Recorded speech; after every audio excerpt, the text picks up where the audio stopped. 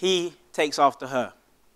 Essentially, what I'm here to tell you about is how the female influence on a man's life, and more importantly, the female influence on my life, has helped me grow into a man and arguably into a leader. So to give you a bit of context, that is my mum, and that's me and my twin sister, Carla. And essentially, I'm from the type of family that has very, very strong women characters. From my grandma all the way down to my twin sister, they have the type of characteristics that have helped me grow into a leader.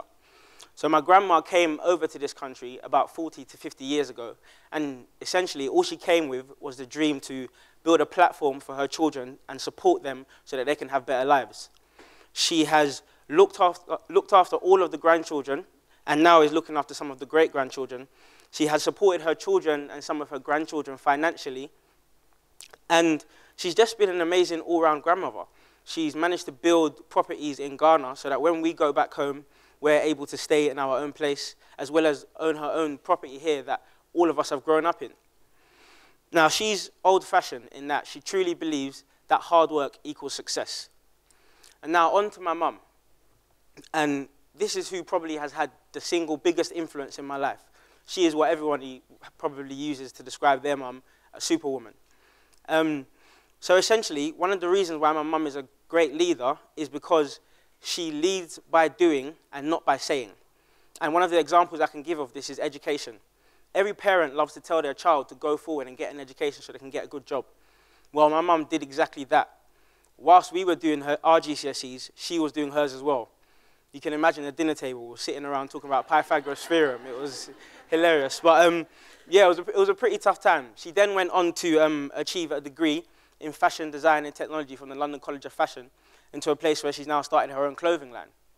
But I guess one of the things that is important to highlight is that throughout all of the things she's done in her life, she's worked as a single mother, she's brought up twins, she's started her own business. There was not a day that went by that I felt as if we didn't have love in our household. I can honestly count on two hands the amount of times I've come home and not had a home-cooked meal. I played semi-professional football up until I was about 18 years old. My mum rarely missed a game. My mum went to all of her dance classes. And to move on and talk a little bit about Carla, she's amazing because, number one, she's my twin. And she's also amazing because, well, she was diagnosed with really, really bad dyslexia when we were younger. And so the people that have taught her in her life, all the teachers, always encouraged her to pursue a career path that didn't necessarily entail education. She obviously disregarded that and went and achieved amazing GCSEs and then got a degree and is now pursuing her own nursery. And the thing to highlight about the three people that I've just spoken about is that although they're extremely ambitious, extremely courageous, and determined people, the skills that I got from them aren't those necessary things that I mentioned. Essentially, the things that I learned from them are compassion, understanding, and patience. And the leaders of today, it is very important that those are the things we embrace. To be in a position of leadership and to be a leader is two different things. To be in a position of leadership is to do with your status. To be a leader is to have people who follow you and understand you. Compassion, patience, and understanding are the type of skills that will get people to follow you and understand your vision. You need to be relatable as a leader. And so, at the turn of this year, I said to myself, I'd like to get some mentors who can teach me and guide me in my professional, in my personal sense as well. And so, lo and behold, all of those mentors turned out to be female. The first one, who I'm going to talk a little bit about, is Antonia Dixie. Now, she is the director of Participation People, which is a youth empowerment and education charity. And essentially, she's a life coach. We have weekly coaching calls, and she coaches me on my relationship management with people, but also my inner self. The second one is Debbie Lai, who is the chief executive of the Spirit of 2012 Trust. And Debbie has amazing experience in terms of organizational structures and increasing efficiency in the workplace. Then there's also Claire Stibben. And Claire Stibben is a qualified leadership and development coach. And so obviously we talk a lot about my career development and how I'm going to improve myself within the workplace. Now, all of the three people that I mentioned, once again, have amazing credentials and amazing status. However, the skills that we focus on and that I've developed from following them are not necessarily those that I've mentioned. They're things such as presence. Staying present is very important as a leader. Self-awareness. You have to understand how your actions can impact the people around you. Self-reflection. You have to be able to look into yourself to see why you do things and how you do them. That way, you'd be able to coach yourself, and that's how you'd be able to coach a team. Now, I'm not saying that you can't get those skills from men. You probably argue otherwise.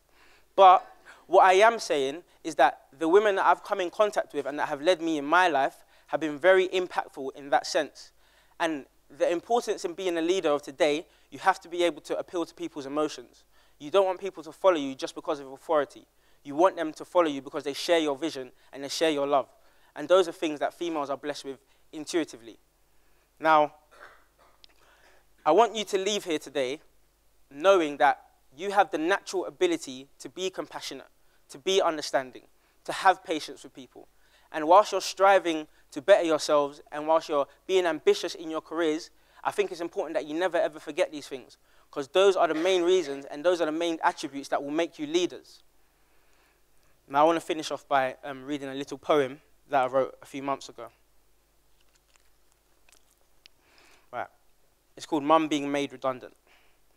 Mum being made redundant, sad, painful, worried, fearful. Those are all of the emotions I felt when she told me. I come home from work and this is the news I am greeted with. Mum has been made redundant. Yet when I say, hello, I'm home, I'm still greeted with a voice full of life. I still get the smile that looks like it's been plucked from heaven. I still get the hug and the kiss that reminds every son of how lucky they are. Beautiful woman, heart of gold. No material possessions or human situations can deter the love you have in your heart. She tells me the bad news, quickly followed by, but I know God is in control. Whether this is blind faith or perceptive courage, it doesn't matter because it has had the desired effect. Her strength and character reminds me that no situation, circumstance, barrier, or perceived problem is bigger than God, and as a result, it can be no bigger than me.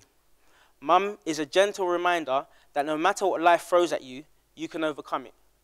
You can persevere. Mum's love is like an overflowing river full of meanders and waterfalls, but with no mouth. There is no end to the boundless love that brought you up, picked you up when you fell, hugged you when you cried, and forever prays for you when you sleep. No words can truly describe Mum's love, and no actions can truly fulfill Mum's worth.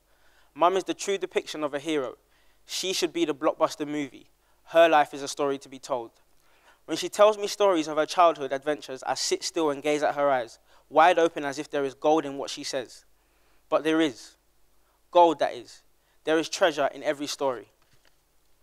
Whether it's about the fights she had in school or her journeys to faraway markets as a young girl, Mum is an inspiration and a role model, a warrior and an angel, a heartbeat and a pulse. Mum is special and they don't make them every day. No action of mine will ever repay all you have done for me, but whilst I am alive, I will do my utmost to make you happy. All I want to do is make you happy. All I want to do is make you smile.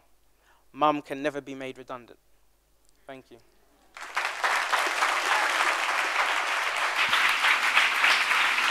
Cheers. Thank you.